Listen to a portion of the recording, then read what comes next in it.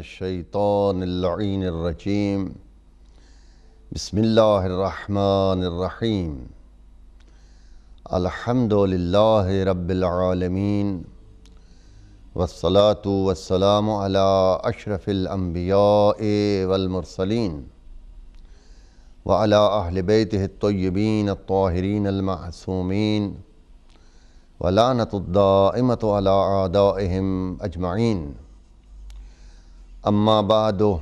فقال الحکیم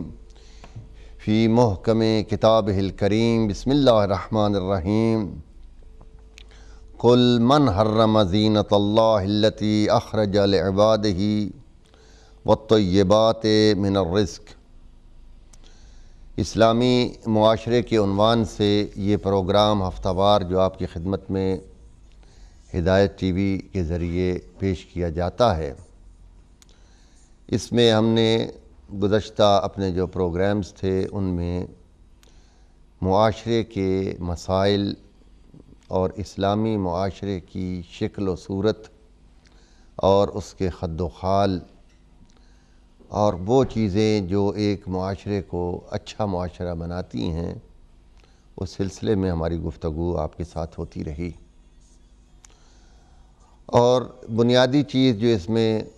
کا ذکر بار بار کرنا پڑتا ہے کہ دین مبین اسلام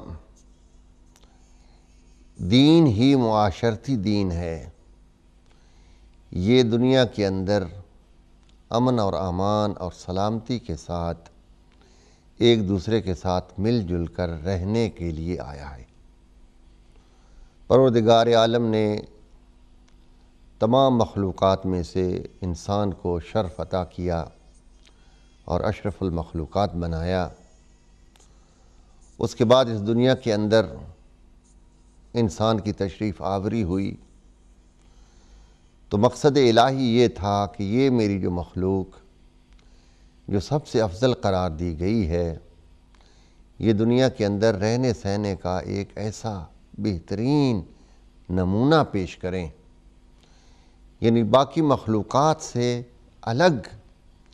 ان کا رہنا اور سہنا، ان کی عادات اور خصلتیں وہ دنیا پر واضح ہوں اور ایک دوسرے کے ساتھ بھائی چارے کے ساتھ اور امن کے ساتھ تمام انسان اس دنیا میں اپنا وقت گزاریں۔ چنانچہ دین جو ہے وہ ہم نے پہلے کئی دفعہ آپ کی خدمت میں عرض کیا کہ دین صرف عبادات کا نام نہیں ہے، دین صرف کچھ مخصوص اعمال کا نام نہیں ہے کہ جن کو انجام دینے کے بعد انسان یہ سمجھے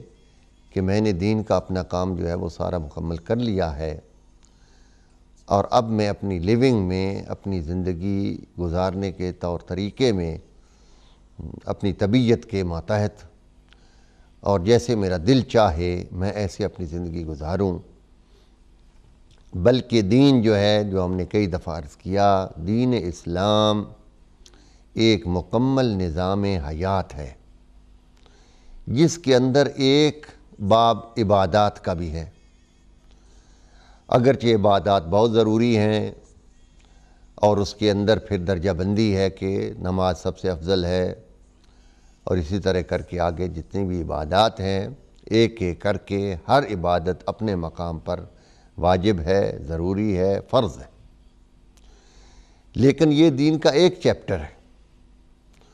اس کے علاوہ انسان کی زندگی ابتدا سے لے کر دنیا میں آنے سے لے کر قبر کے کنارے تک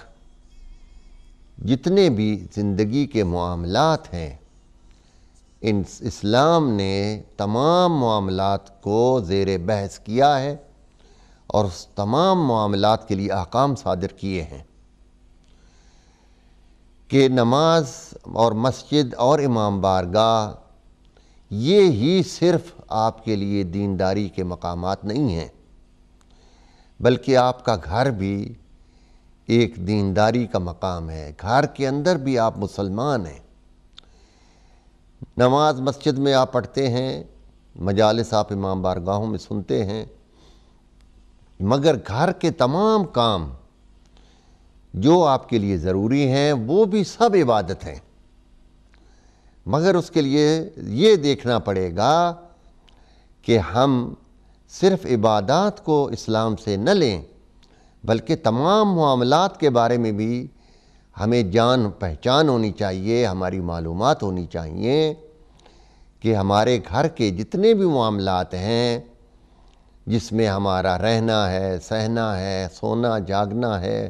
کھانا اور پینا ہے، اور اہل و عیال کے ساتھ تعلقات ہیں، بچوں کی تربیت ہے، اور گھر کے لیے خرید و فروخت ہے، پھر اپنا کاروبار ہے، دوسرے معاملات ہیں، تو ان سب کے بارے میں دین مبین ہمیں کیا حکم صادر فرما رہا ہے۔ تو چنانچہ اسلام جب ہی مکمل ہوگا اور تب ہی یہ سمجھا جائے گا کہ یہ ایک مسلمان کا گھر ہے، یا چند گھر مل کر ایک اسلامی معاشرہ بنا ہے کہ جس کے اندر اسلام کو ہر جگہ پر دیکھا جائے اور اس سے حکم لیا جائے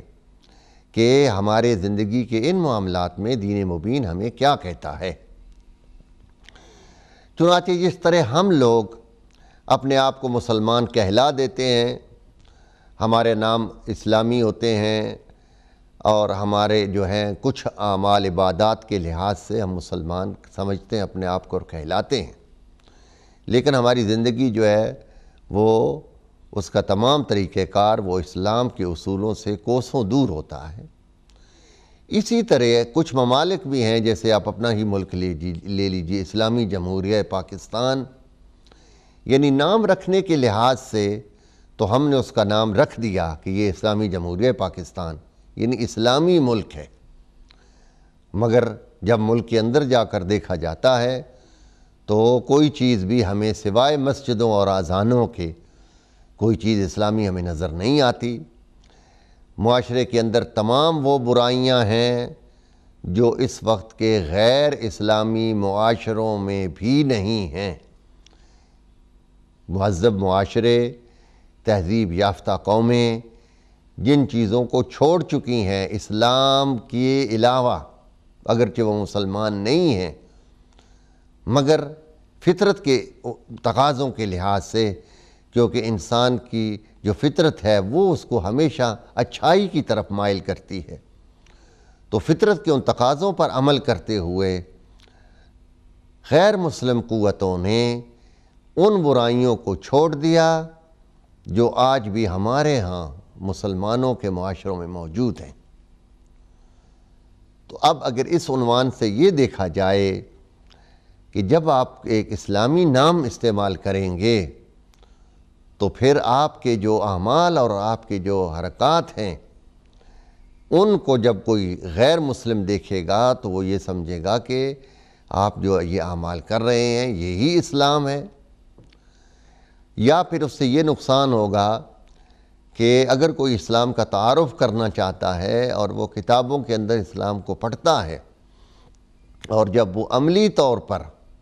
ہماری زندگیوں پر نظر ڈالے گا اور ہمارے حالات دیکھے گا تو وہ یہ سمجھ جائے گا کہ یہ اسلام قابل عمل ہے ہی نہیں، یہ صرف ایک تھیوری ہے اور یہ کتابوں کی حد تک محدود ہے، عملی طور پر اس کے اوپر چلا نہیں جا سکتا، اور اگر اسلام یہ جو جتنے اصول بیان کرتا ہے یہ سب قابل عمل ہیں تو پھر مسلمان اس پر عمل کیوں نہیں کرتے؟ تو چنانچہ مسلمان ہونے کی حیثیت سے سب سے پہلے ہمیں اپنے دین سے پیار ہونا چاہیے، اپنے مذہب سے پیار ہونا چاہیے، ہمیں اس کی عزت اور آبرو اور ناموس کا خیال رکھنا چاہیے، اور اسلام کو دنیا کے سامنے ایک اچھے دین کے طور پر پیش کرنا، اس کے لیے تمام معاشرتی برائیوں کو دور کرنا ہوگا، اور پھر دنیا کے سامنے ایک اچھے معاشرے کی صورت میں جب ہم آئیں گے اور پھر ہمارا نام جب اسلامی نام ہوگا یا ہمارے ملک کا نام اسلامی ملک ہوگا تو پھر اس میں اسلام کی عزت بڑھے گی۔ تو چونکہ ہماری گفتگو جو ہے وہ اسی ٹاپک کے عنوان سے ہے، اسلامی معاشرے سے، اس لیے یہ چیزیں آپ کی خدمت میں بار بار گزارش ہوتی ہیں۔ چنانچہ ہر اس بات کے بارے میں کہ جو انسان کی پیدائش سے لے کر انسان کی آخری سانس تک جو معاملات اور جو چیزیں اس کو درپیش ہیں اس دنیا میں، سب کے لیے اسلام نے حکم لگا دیا ہے، اور کوئی چیز ایسی نہیں چھوڑی کہ اگر آج آپ یہ کوئی ایسا موضوع پکڑ لیں، کوئی کسی قسم کی ایسی چیز آپ کے ذہن میں آ جائے تو آپ یہ کہیں کہ بھئی اسلام اس کے بارے میں کیا حل دیتا ہے، تو اس کا بہترین انتظام پروردگار عالم نے دنیا کے اندر 1,24,000 انبیاء علیہم السلام کو بھیجا، جس میں ہمارے آخری نبی ختمی مرتبت محمد مصطفیٰ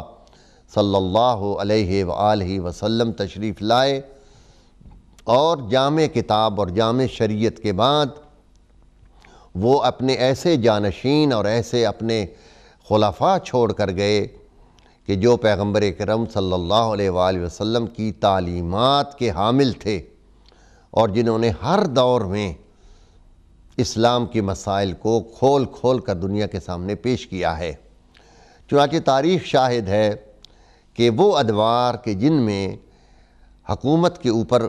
اور لوگ قابض تھے، خلفاء اور لوگ بنے ہوئے تھے، اور امیر المومنین تک نام استعمال کرتے تھے، ان ادوار میں بھی جب بھی کبھی اسلام کے نام پر کوئی مشکل پیش آئی ہے، اسلامی کسی فکر کو کوئی اگر سمجھنے سے قاصر ہوا، تو پھر اسی دروازے پر آنا پڑا کہ جو پیغمبر اکرم صلی اللہ علیہ وآلہ وسلم دکھا کر گئے تھے۔ چنانچہ ہمارے ائمہ علیہ السلام کی تاریخ اس بات پر شاہد ہے کہ اپنے اپنے ادوار میں جو بھی خلفاء تھے، وہ بہت سارے معاملات میں جب ساری دنیا کے علماء اکٹھے ہو کر کسی مسئلے کا حل پیش کرنے سے قاصر ہوتے تھے تو وہ مجبور ہو جاتے تھے، اور وہ اسی دروازے پر آتے تھے کہ جو پیغمبر اکرم صلی اللہ علیہ وآلہ وسلم ہمیں بتا کر گئے تھے۔ چنانچہ اسلام کی یہ تازگی اور اسلام کے اندر ایک ایسی طاقت اور ایسی قوت جو اتھارٹی بھی ہو اور پروردگار عالم کی طرف سے مقرر ہو، اور پیغمبر اکرم صلی اللہ علیہ وآلہ وسلم کی زبان اقدس سے جس کا اعلان ہوا ہو، وہ دنیا میں ہمیشہ رہی اور وہ آج بھی موجود ہے، اور اسلام کے تمام مسائل جو ہیں اور تمام عقدے جو ہیں وہ اس کے ذریعے حل ہو رہے ہیں۔ چنانچہ اب ہم کو یہ چاہیے کہ جب ہم اپنے آپ کو مسلمان سمجھتے ہیں تو پھر اپنے تمام معاملات کو اسلامی طریقے سے سمجھنے کی کوشش کریں، یعنی ہم علماء کی خدمت میں صرف نماز اور روزہ کے مسائل نہ پوچھیں، بلکہ آپ دنیا میں جس قسم کا بھی کاروبار کر رہے ہیں اس کے بارے میں بھی اسلامی احکام معلوم کیجئے۔ آپ تفصیل سے بتائیے کہ میں کون سا کام کر رہا ہوں اور اس کام کے اندر کیا کیا چیزیں مجھے کرنی پڑتی ہیں، اگر وہ کوئی کاروبار ہے تو اس کا لین دین کس قسم کا ہوتا ہے، اس کے اندر ایگریمنٹس ہوتے ہیں نہیں ہوتے ہیں، اور وہ تمام اصول جن سے آپ کو گزرنا پڑتا ہے اس کام کے لیے، آپ اس کے بارے میں اسلامی احکامات کو معلوم کیجئے، تاکہ آپ کو پتہ ہو کہ میں یہ جو کام کر رہا ہوں یہ اللہ تعالیٰ کی مرضی اور پیغمبر اکرم صلی اللہ علیہ وآلہ وسلم کی شریعت کے مطابق ہے، ورنہ یہی ہوگا کہ دین ہمارا جو ہے وہ صرف عبادات تک محدود رہے گا، اور ہماری دنیا جو ہے وہ اسلام کے مطابق نہیں گزرے گی۔ چنانچہ آج جو بات آپ کی خدمت میں عرض کرنی ہے، جیسا کہ میں نے قرآن مجید کی ایک آیت آپ سامنے تلاوت کی، جس میں پروردگار عالم کا ارشاد ہو رہا ہے کہ کون ہے جو حرام کرے گا اللہ کی دی ہوئی زینتوں کو، یعنی پروردگار عالم نے جو چیزیں ہمارے لیے حلال قرار دی ہیں، کون ہے جو ان کو حرام کرتا ہے؟ تو اللہ تعالیٰ نے ہمارے لیے جو بھی حلال طیبات دنیا کے اندر معقولات میں ہوں یا ملبوسات میں ہوں، جو اللہ نے حلال قرار دیا ہے، اس سے اپنے آپ کو محروم رکھنا اور اپنے آپ کو خواہ مخواہ ایک ایسی زندگی میں دھکیلنا کہ جس سے اسلام کی آبرو بھی محفوظ نہ ہو۔ جیسا کہ مثال کے طور پر آپ کے سامنے عرض کروں کہ پیغمبر اکرم صلی اللہ علیہ وآلہ وسلم اور امیر المومنین علی علیہ السلام کا جو زمانہ تھا، اس زمانے میں دولت کی کمی تھی، وسائل کی کمی تھی، غربت زیادہ تھی۔ چنانچہ اس زمانے میں ہمارے ائمہ علیہ السلام، مولا کائنات اور جناب پیغمبر اکرم صلی اللہ علیہ وآلہ وسلم کا لباس نہایت ہی سادہ ہوتا تھا، اور آپ کی یہ کوشش ہوتی تھی کہ دنیا کے غریب سے غریب لوگوں کی طرح وہ لباس پہنیں۔ لیکن اس کے بعد جب دولت جمع ہونے لگی اور مسلمانوں میں دولت آ گئی تو پھر بعد کے ہمارے جو ائمہ علیہ السلام ہیں، انہوں نے اپنی زندگی کے ان طور طریقوں کو تبدیل کیا، جس سے بعض اوقات بعض لوگوں کو الجھن بھی ہوئی، اور وہ یہ سمجھنے لگے کہ یہ جو ائمہ ہیں یہ اپنے آباء و اجداد کی سیرت پر نہیں چل رہے۔ مثلاً امام محمد باقر علیہ السلام ہیں، امام جعفر صادق علیہ السلام ہیں، یہ ائمہ جو ہیں ان کو لوگوں نے اچھے اچھے لباس پہنتے ہوئے دیکھا، اور جب وہ پچھلے زمانے کی طرف نظر کرتے تھے تو جناب امیر المومنین علی علیہ السلام کی زندگی، آپ کے لباس، خدر کے لباس میں آپ ملبوس ہوتے تھے اور نہایت ہی کم خوراک کھاتے تھے۔ اور جب ہمارے ان ائمہ کو انہوں نے دیکھا تو انہوں نے کہا کہ بھئی جب آپ کے تمام ائمہ ایک ہی میسج لے کر آئے ہیں اور ایک ہی نور کی کرنیں ہیں اور ان کے قول اور فعل میں کوئی تضاد نہیں ہے، تو پھر ان کے رہن سہن میں یہ تضاد کیوں آ رہا ہے، ان کے لباس میں تضاد کیوں ہے، ان کے کھانے میں تضاد کیوں ہے؟ چنانچہ ائمہ علیہ السلام نے اس بات کو واضح کیا کہ وہ دور جو تھا کہ جس میں غربت تھی اور وہ سادگی کا زمانہ تھا، تو اس میں ہمارے آباء و اجداد نے اس زمانے کے لحاظ سے رہن سہن رکھا تھا، اور آج چونکہ زمانہ بدل گیا ہے تو اس تبدیلی کے لحاظ سے آج اگر ہم لوگ پرانے اور پھٹے لباس پہنے اور کھدر کے لباس پہنے، جبکہ آسانی کے ساتھ اچھا لباس میسر ہے،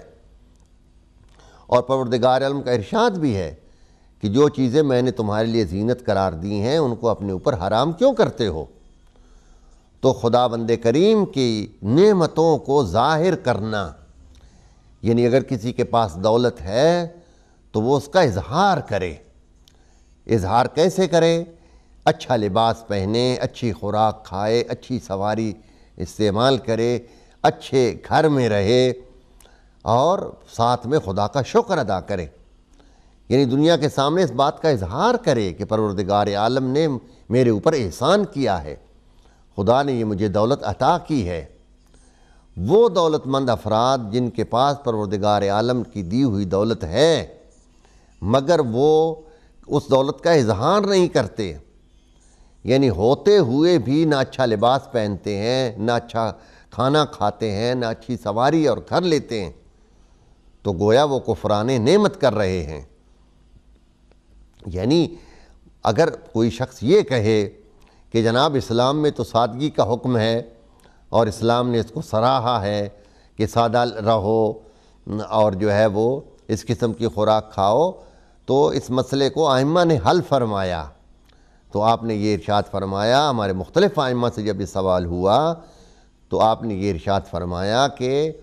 اسلام جو ہے وہ ہر زمانے کے لحاظ سے آپ کو احکام دیتا ہے۔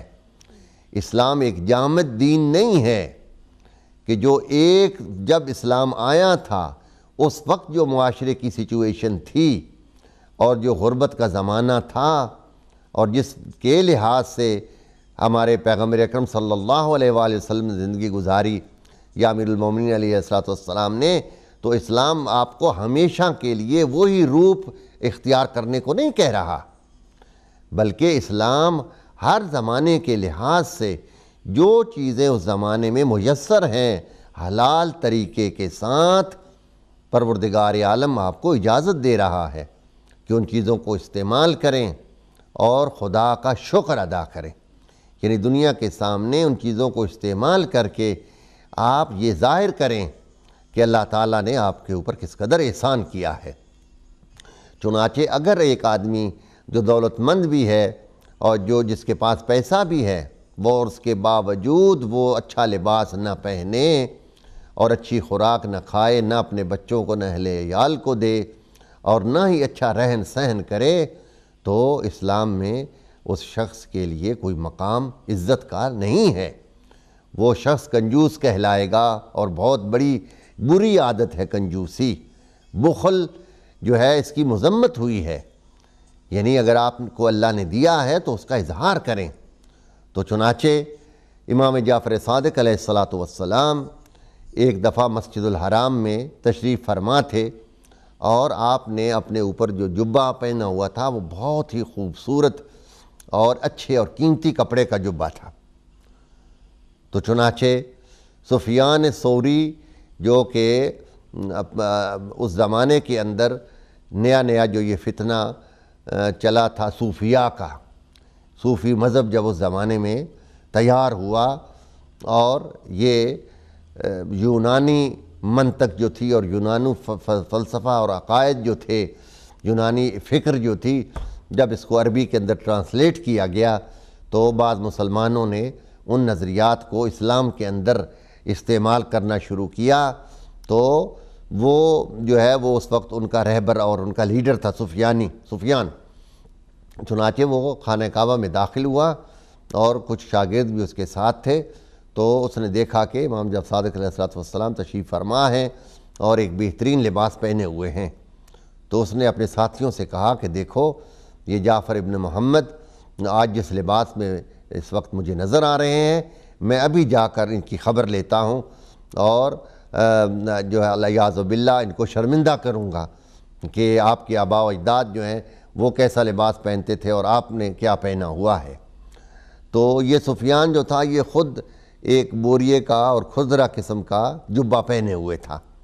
تو امام علیہ السلام کی خدمت میں آیا اور آ کر کہنے لگا کہ جعفر ابن محمد، آپ اپنے آباء و اجداد کی سیرت کو بھول گئے ہیں اور آپ نے اس قسم کا فاخرہ لباس پہنا ہوا ہے،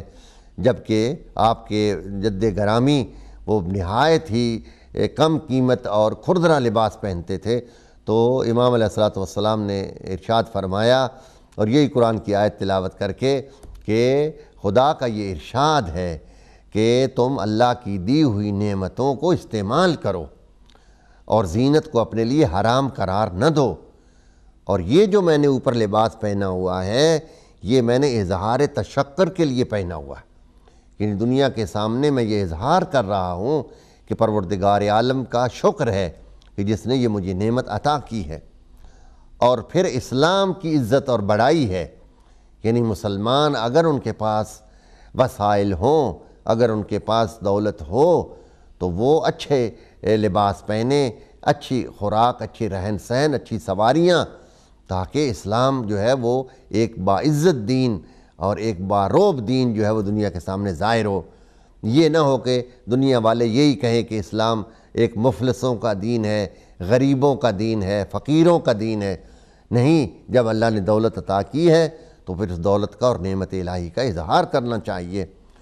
تو چنانچہ امام علیہ السلام نے فرمایا، دیکھو یہ جو میں نے اوپر جبہ پہنا ہوا ہے یہ اس لیے ہے کہ میں اللہ کی نعمت کا اظہار کروں،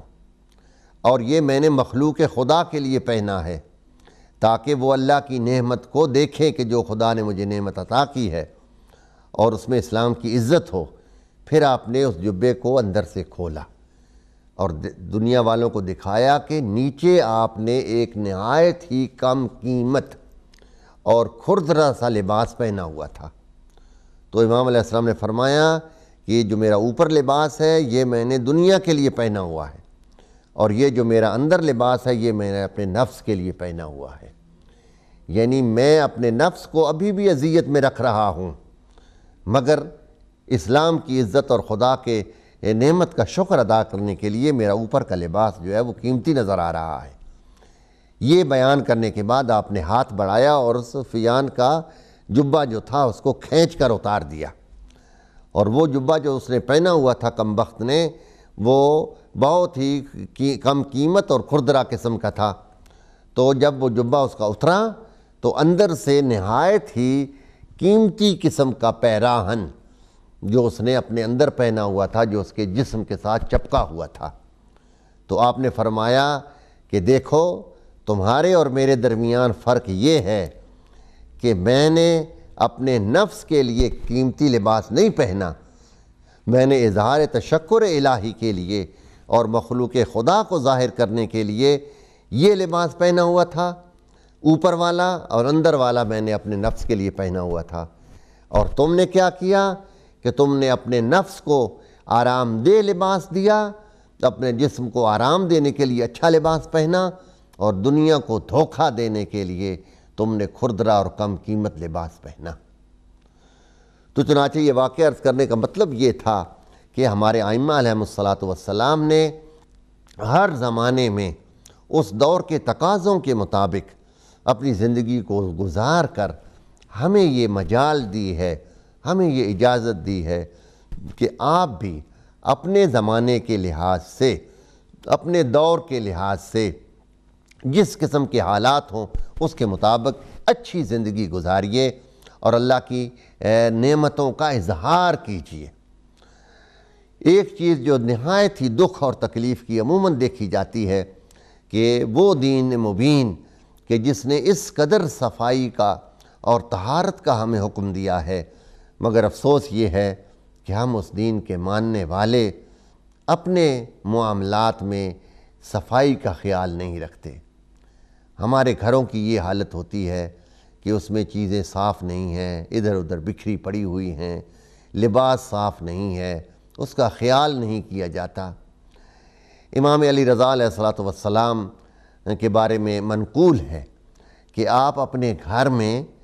جو ہے وہ سادہ سا لباس پہنتے تھے اور عام سا موٹا قسم کا لباس آپ گھر میں پہنتے تھے، مگر جب بھی آپ نے باہر تشریف لے جانا ہوتا تھا تو پھر اس بات کا خیال کرتے تھے کہ جو بھی آپ کے پاس اچھا لباس ہوتا اس کو ترتیب کے ساتھ آپ پہنتے، تاکہ باہر جب آپ نکل رہے ہیں تو پبلک جو ہے ان کی نظریں آپ پر پڑیں گی، تو اس میں آپ ایک مرتب صورت میں اگر نظر آئیں گے، ایک اچھے لباس میں نظر آئیں گے تو آپ اچھے لگیں گے۔ چنانچہ ہم لوگ اس بارے میں بہت غافل ہیں کہ اب آپ یہ دیکھیے کہ یہاں یو کے میں رہنے کے باوجود، برطانیہ کے اندر رہنے کے باوجود اکثر ہمارے لوگ جب ان کو دیکھا جاتا ہے تو ان کے ہاں یہ تمیز نہیں ہے کہ یہ لباس گھر کا ہے، یہ لباس باہر کا ہے، یہ لباس سونے کا ہے، یہ لباس کسی دعوت پر جانے کا ہے، تو وہ جو ہے اسی قسم کے کپڑے پہن کے جو ہے وہ باہر، مثلاً شلوار قمیض اچھا لباس ہے مگر اس کا ایک طریقہ کار ہے، یعنی ایک مناسب رنگ ہو، اس کی بہترین سلائی ہو، اس کی اچھی دھلائی ہوئی ہو اور سلوٹیں وغیرہ نہ ہوں، آپ اس کو پہنیں، باہر بے شک نکلیں پہن کے۔ اگرچہ اسلام اس بات کی بھی آپ کو اجازت دے رہا ہے کہ جس ملک میں آپ رہتے ہیں اس ملک کا لباس اختیار کیجئے تاکہ آپ اجنبی نہ نظر آئیں، اور لباس ایسا کہ جس میں اس بات کا خیال رکھنا ضروری ہوگا کہ کوئی حرام قسم کا لباس نہ ہو، یعنی اسلام نے حرام کیا ہے ایسے ٹائٹ لباس پہننا، جینٹس کو بھی اور لیڈیز کو بھی، کہ جس میں ان کے جسم کے خد و خال نظر آئیں۔ تو اب اگر زمانہ رواج یہ آ رہا ہے کہ ٹائٹ قسم کی جینز اور پینٹیں اور چھوٹی چھوٹی ٹائٹ شرٹیں سلیو لیس یہ لوگ پہن رہے ہیں، تو اس کا مطلب یہ نہیں ہے کہ آپ بھی وہی پہنیں، یعنی اگر آپ پینٹ پہننا چاہتے ہیں تو اچھی قسم کی پینٹ جو ہے وہ کھلی قسم کی کہ جو شریفانہ لباس لگے اس کے پہننے میں کیا حرج ہے، اور اسلام نے بلکہ تاکید کی ہے۔ امیر المومنین علی ابن ابی طالب علیہ السلام نے اپنے فرزند امام حسن علیہ السلام کو جو وصیت فرمائی اس میں یہ جملہ ارشاد فرمایا کہ بیٹا جہاں بھی جاؤ دو چیزوں کا خیال رکھنا، ایک تو وہاں کے لباس کا اور ایک خوراک کا، اور ان دو چیزوں کو اگر تم اپناؤ گے تو پھر وہاں تم اجنبی نظر نہیں آؤ گے۔ تو چنانچہ شلوار قمیض ضروری نہیں ہے پہننا، آپ بے شک پینٹ پہنیے، مگر اچھی قسم کی پینٹ جو ہو، جس کی سلائی مناسب ہو، جو آپ کے جسم پر جو ہے وہ چپکی ہوئی نہ ہو، خد و خال نظر نہ آئیں، اور کلر بھی اس کا مناسب ہو۔ تو چنانچہ اب بعض اوقات یہاں دیکھا جاتا ہے کہ اس ملک میں رہتے ہوئے بھی ہمارے بعض افراد، مثلا بعض شہروں میں جہاں پر یہ مشہور ہے کہ یہاں زیادہ پاکستانی رہتے ہیں اور اس معاشرے میں اور سوسائٹی میں زیادہ پاکستانی ہیں، تو وہاں جا کر جب نظر پڑتی ہے تو آدمی دیکھ کر حیران ہو جاتا ہے کہ گھر سے نکلے ہوئے ہیں، باہر پھر رہے ہیں، مگر کوئی خیال نہیں ہے کہ کس قسم کا کپڑا پہنا ہوا ہے، کس قسم کی جوتی پہنی ہوئی ہے، اور کس قسم کے بال کٹے ہوئے ہیں۔ تو ان سب چیزوں کا خیال رکھنا ضروری ہے۔ یعنی آپ اپنے آپ کو جب آپ مسلمان کہتے ہیں تو پھر اس بات کا خیال رکھیے کہ جب آپ باہر نکلیں گے تو لوگ جب آپ کی طرف نظر کریں گے تو آپ کو ایک مسلمان نمائندہ اسلام کا سمجھیں گے، اور پھر آپ کی یہ جو حالت ہوگی اس سے ان کو نفرت ہوگی کہ یہ کیسا دین ہے، یہ کیسا مذہب ہے کہ جس نے ان کو اتنی تربیت بھی نہیں کی کہ لباس کس قسم کا ہونا چاہیے، کس ڈھنگ کا ہونا چاہیے، باہر کا کون سا ہو، گھر کا کون سا ہو۔ امام علیہ رضا علیہ السلام کے بارے میں یہ عرض کر رہا تھا کہ آپ نے گھر کے اندر یہ معمول بنایا ہوا تھا کہ معمولی قسم کا لباس پہنتے تھے، مگر جب باہر جانا ہوتا تھا تو اچھے سے اچھا لباس پہن کر جاتے تھے۔ تو چنانچہ یعنی اسلام ظاہر کا دین ہے، یعنی اپنے آپ کو ایک ظاہر دکھانا ہے، دنیا کے سامنے ایک اچھا نمونہ بن کر پیش ہونا ہے، اور جس کے اندر صفائی کا بہت زیادہ خیال رکھنا ضروری ہے، کیونکہ یہ وہ دین ہے کہ جس نے صفائی کا ہمیں حکم دیا ہے۔ مثلا آپ یہ دیکھیے کہ نماز پنجگانہ جس میں کم از کم 3 مرتبہ تو وضو ضروری ہے، تو اس میں وضو ہے کیا؟ ہاتھوں کا دھونا، اور جو ہے وہ کلیاں کرنا مستحب ہے، اگرچہ ناک میں پانی ڈالنا، مگر پھر بھی صفائی ہے، اور چہرے پر پانی اور ہاتھوں پر اور مسح۔ تو چنانچہ اس کے علاوہ اسلام نے جو غسلوں کی تاکید کی ہے، جس میں 40 غسل ہیں شریعت مقدسہ کے اندر، جس میں سے 6 واجب ہیں اور باقی سنت ہیں۔ تو ان 6 میں سے 3 جو ہے وہ صرف لیڈیز کے ہیں، اور 3 جو ہیں وہ جینٹس لیڈیز اس میں شامل ہیں۔ تو یہ سارے غسل جو ہیں، اب آپ یہ دیکھیے کہ جمعہ کا غسل ہے، اس کے علاوہ جو ہے وہ زیارت کا غسل ہے، اس کے علاوہ سفر کا بھی غسل ہے، اس کے علاوہ استخارہ کرنا ہو تو اس کا بھی غسل ہے۔ تو یہ بار بار یہ تاکیدیں جو اسلام میں غسل کی اور وضو کی آئی ہیں، یہ اس لیے آئی ہیں کہ آپ صاف ستھرے رہیں، آپ نہا دھو کر اچھا اور پاکیزہ لباس پہن کر رہیں، اور بالخصوص جب آپ باہر جائیں تو پھر آپ کے جسم پر جو ہے وہ اچھا لباس ہو، تاکہ جو بھی آپ کو دیکھے وہ یہ نہ سمجھے کہ آپ تہذیب سے دور ہیں، آپ نے کسی ایسے دین کا انتخاب کیا ہے کہ جس نے آپ کو اتنا بھی نہیں سکھایا کہ گھر اور باہر کی تمیز بھی نہیں ہے، اور لباس پہننے کا بھی طریقہ معلوم نہیں ہے۔ حیرت ہوتی ہے بعض اوقات جب ان لوگوں کو دیکھا جاتا ہے کہ جو یہاں اس معاشرے میں یعنی UK میں رہتے ہوئے بھی اپنے طرف سے وہ یہ سمجھ رہے ہوتے ہیں کہ ہم جو ہیں وہ بڑے مسلمان ہیں، اور ہمارا جو ہے وہ لباس سے ہمیں ظاہر ہو کہ ہم مسلمان ہیں، اور لمبی لمبی قمیضیں اور چھوٹی چھوٹی پینٹیں، اور اس کے اوپر جناب سر پہ پگڑیاں، اور ایک جو ہے اس کا لڑ جو ہے پگڑی کا آگے جا رہا ہے، ایک پیچھے جا رہا ہے، اور UK کی سڑکوں پر آپ پھر رہے ہیں۔ تو اسلام کو ایک مسخرہ بنا کر، یعنی تمسخر کر کے اسلام پیش کر رہے ہیں۔ اسلام نے لباس کے لیے آپ کو مقید نہیں کیا ہے،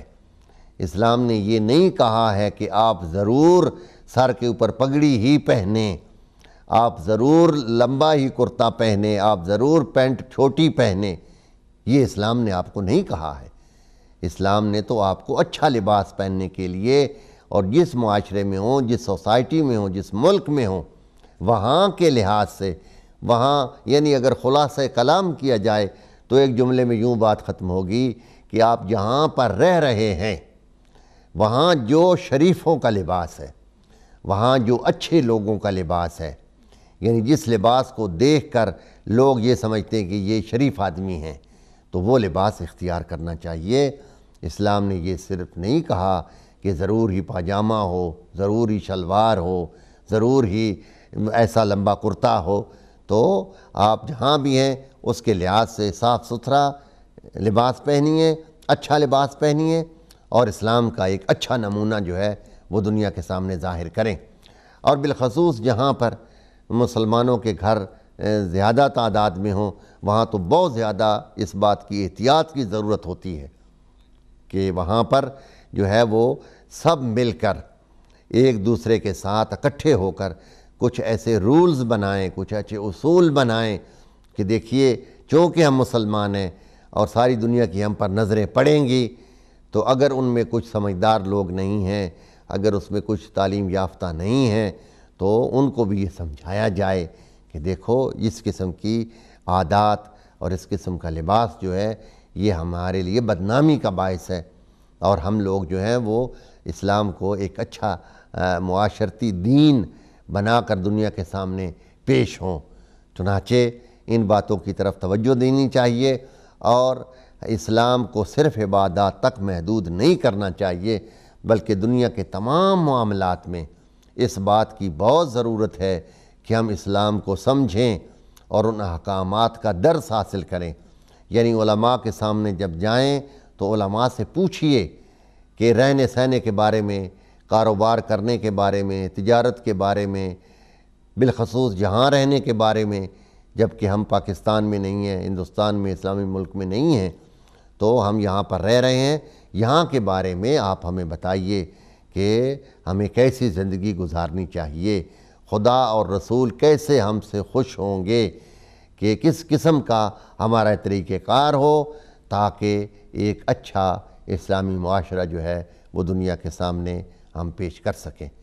انشاءاللہ پھر اگلے ہفتے آپ کی خدمت میں اسی عنوان سے حاضر ہوں گے، اور رات کو مناسک حج کے عنوان سے 10 بجے انشاءاللہ